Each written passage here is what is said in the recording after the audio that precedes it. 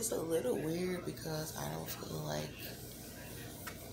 like a normal like size of a pregnant woman, but I feel the full feeling of when you're pregnant, like ooh, like that. But I don't feel like looking at it or whatever. I'm like, it's so small, like, but from here, like all of this, it just feel like this baby, and it's very weird. It's very weird because it's like you're just tiny, you're just tiny, but it feels like getting up and rolling over and everything. Like it's a body. It's a body inside of you, and it's moving, and you don't want to hurt it or anything. Can't lay on my stomach, same regular routine. Laying on my left side, worrying, a lot of worrying. That's pretty much what I do. It's just worry. So like right here on my head, I can feel the movement and everything right there. Like it's almost like I'm getting more movement now than I ever really have. Ooh.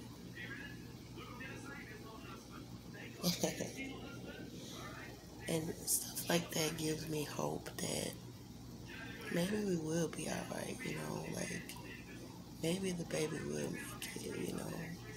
Maybe I can give birth, like when it's time, maybe. It's just very frustrating when I haven't had a doctor. That's what really makes it like weird for me, because oh wow, there's a lot of movement. It makes me happy. Like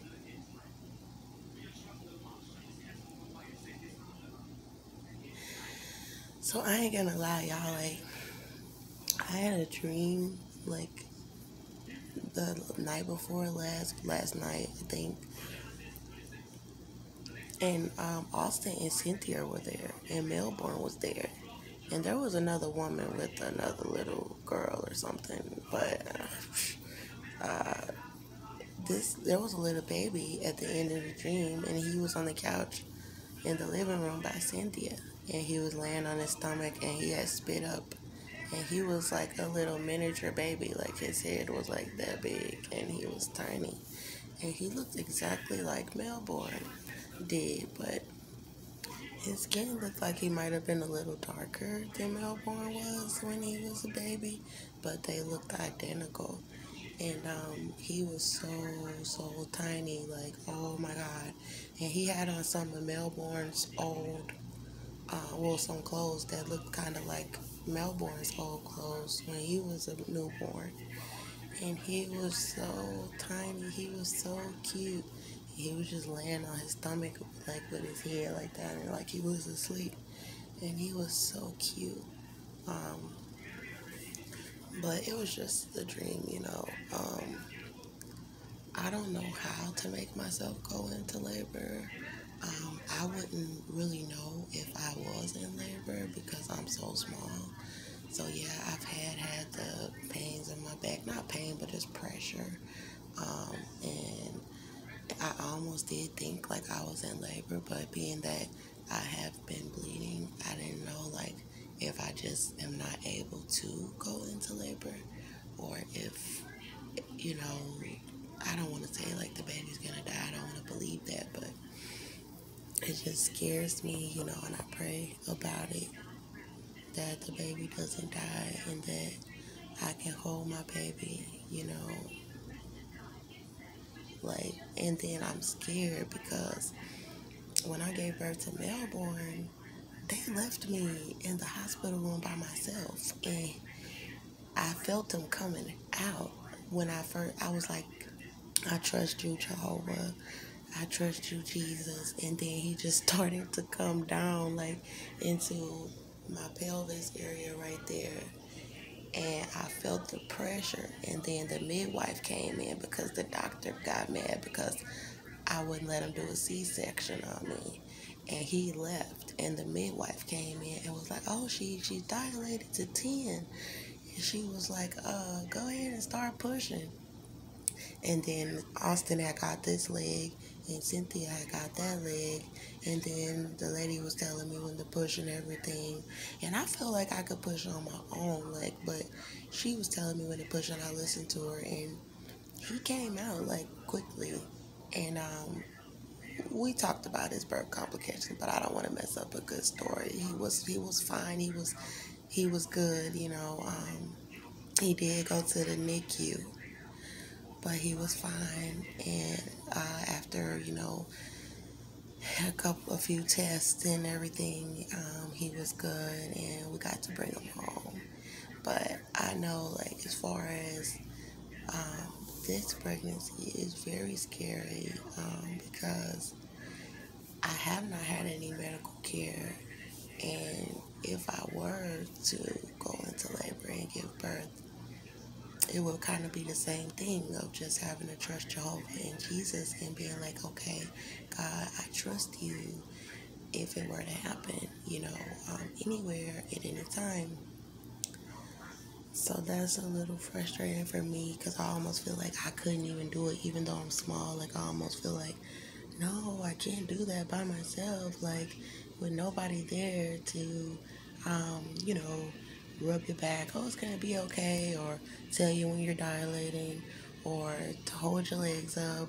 Or give you any hope, that it's going to be okay. Now, I know I feel the baby moving, so I know the baby's alive, and I know I've been feeling movement every single day since I told them in the jail that I was feeling movement, and I know that I feel growth, as far as how the baby has grown, and I feel good about that. But I just guess I just gotta trust God as far as the outcome, the overall outcome from this entire ordeal and situation. I haven't eaten a lot of sugar, and I'm messed up about that pimple on my face.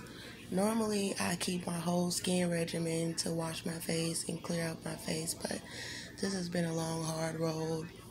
I normally eat healthy as well, and this is just it's been very embarrassing for me. So please excuse the pimple on my face, but I'm still confident in myself, but I'm just worrying about this pregnancy, and I want to get the baby out. I want to hold my baby.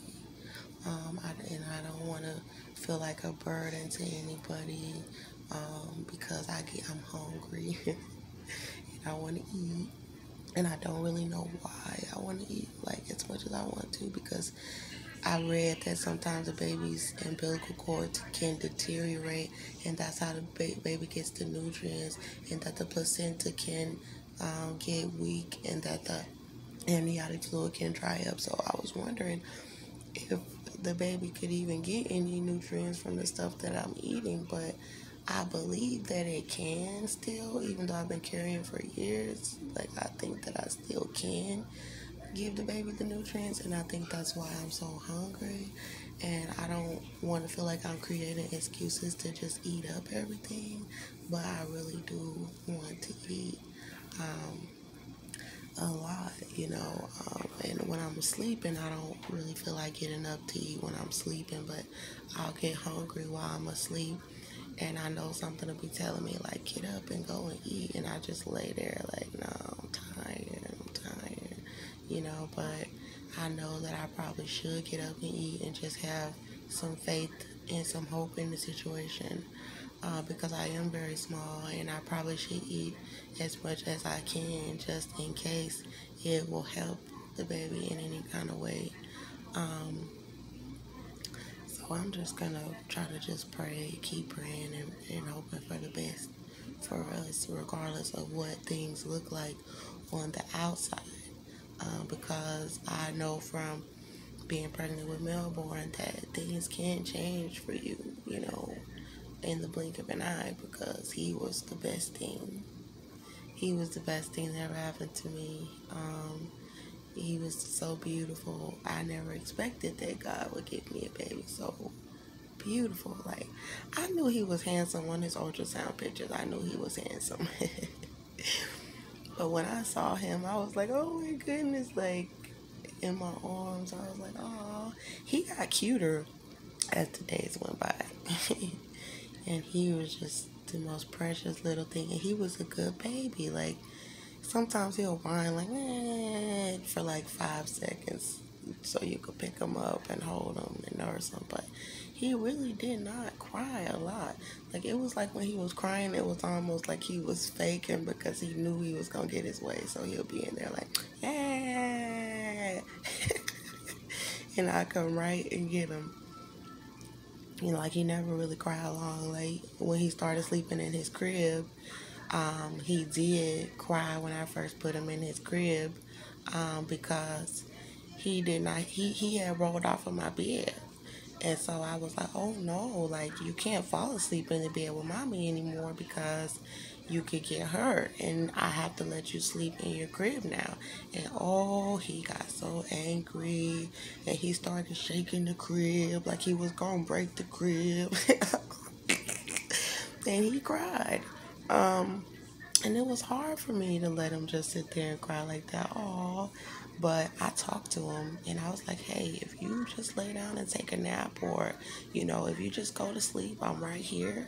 I ended up moving his crib into my bedroom sometimes, breaking it down and putting it up in my bedroom. No, I moved my bed into his room so that he could get used to sleeping in his crib. Um, and we would do that a lot, like move his crib into my room or move my bed into his room so that he could learn to that he was safe and that he just had to sleep in his crib for his safety. And he cried at first. He was crying, he was screaming, he was having a fit. But I knew it was something that I had to do to keep him from getting hurt at night trying to sleep in my bed. Because at first he could sleep in my bed, you know, but I was tired and he rolled off the bed. So I was like, no, you have to sleep in your crib. So he was crying. He was, and he was shaking. Boo, boo, He was going crazy in that mug. And then I was like, well, you know, I hate to do it to you, son, but you're going to have to sleep in your crib. And I got pictures. He finally fell asleep in his crib one day after I put him down for a nap. And his foot was hanging out of the crib. He was asleep. And then I started talking to him and telling him, I was like, I'm right here. You know, I'm not going anywhere. I taught him to sleep in the dark, to not be afraid of the dark.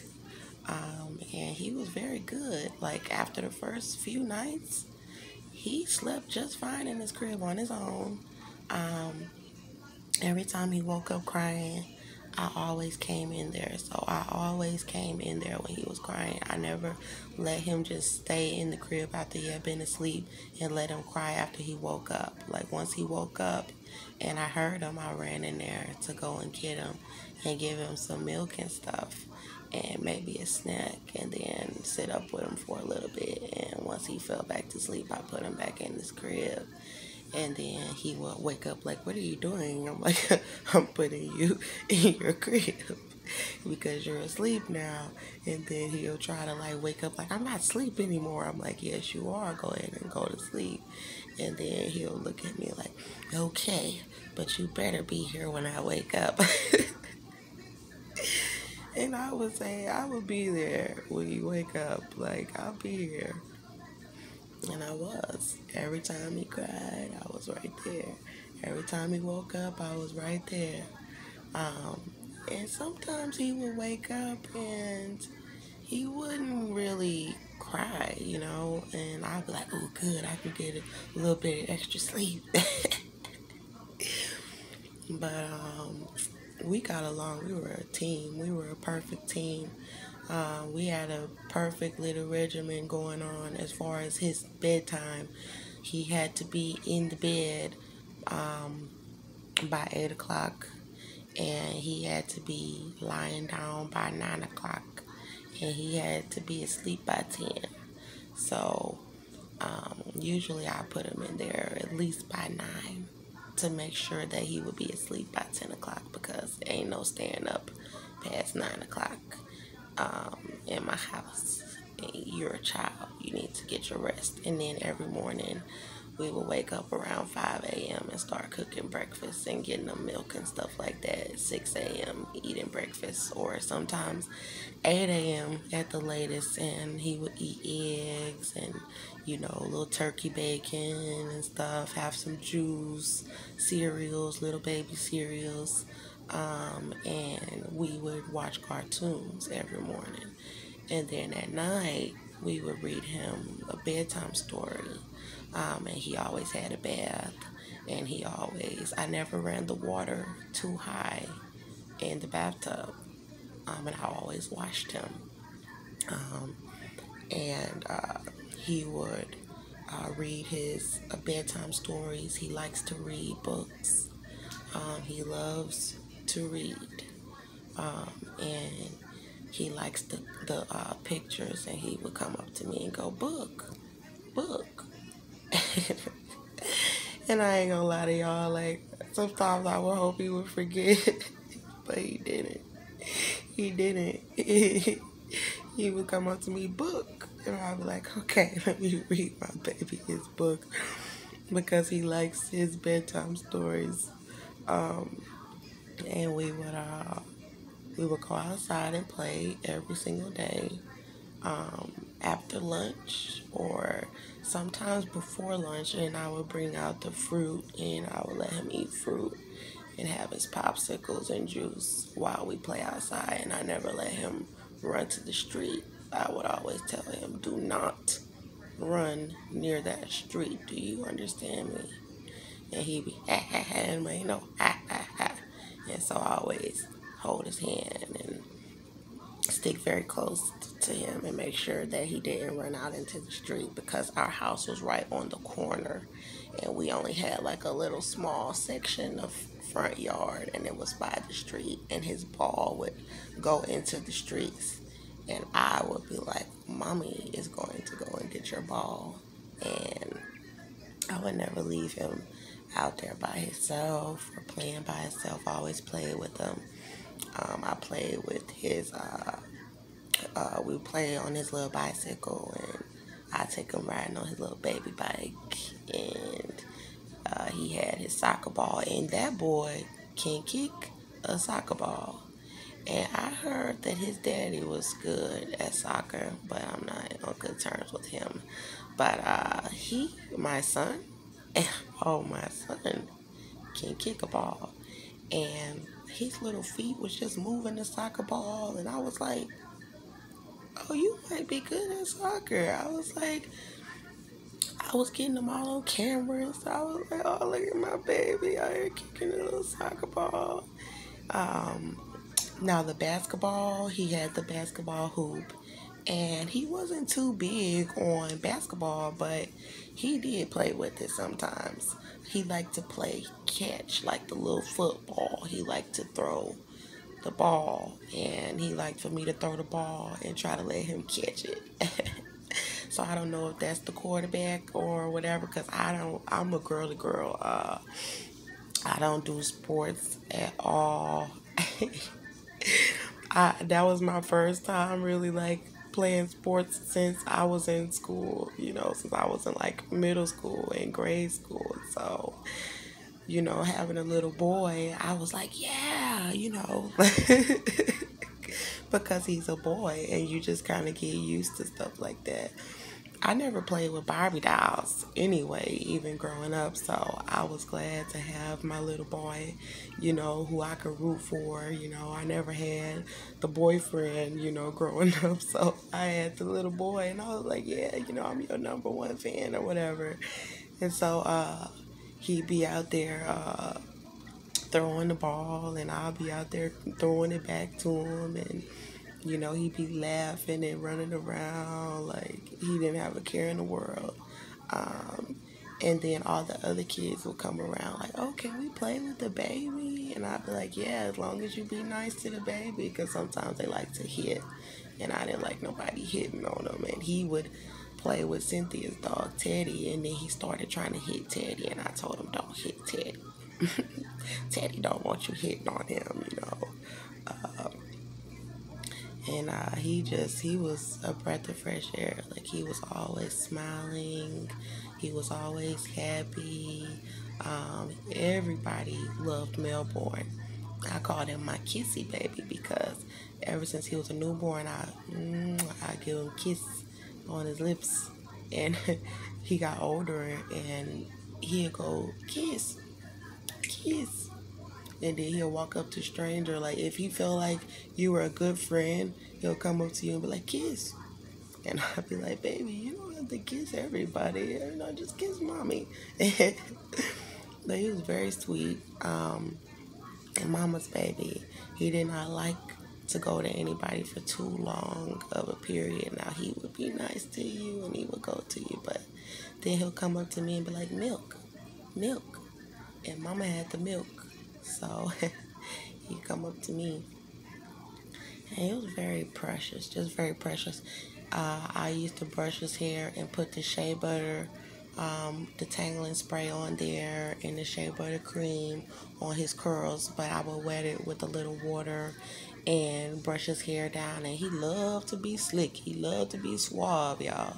So, you know how his hair texture is, and it get laid, and then it'll curl back up. And when I go into do my hair, he come in there with his brush. And he liked getting his hair done. You know, a lot of babies do not like getting their hair done, but I had started doing his hair since he was a baby, so he was used to it. And he liked the way he looked. Like, he'll go and stare at himself in the mirror and be like, and I'd be like, yeah, you cute, you handsome. And then, like, brushing his teeth, he loved to brush his teeth because I get the little bubble gum flavored toothpaste. And I almost had to snatch the toothbrush out of his mouth. But I wouldn't snatch it for real. But what he'll do is, when it's time to brush your teeth, he'll come up to you with his toothbrush in the middle of the day, because he liked the taste of the bubblegum toothpaste. And he'll be like, you know, he'll put my toothpaste on there. And I'd be like, it ain't even time to brush your teeth. You just want to taste that toothpaste because it tastes like bubblegum. And so then, like, when we'll be brushing our teeth in the morning, he didn't want to brush it. He would just stick the toothbrush in his mouth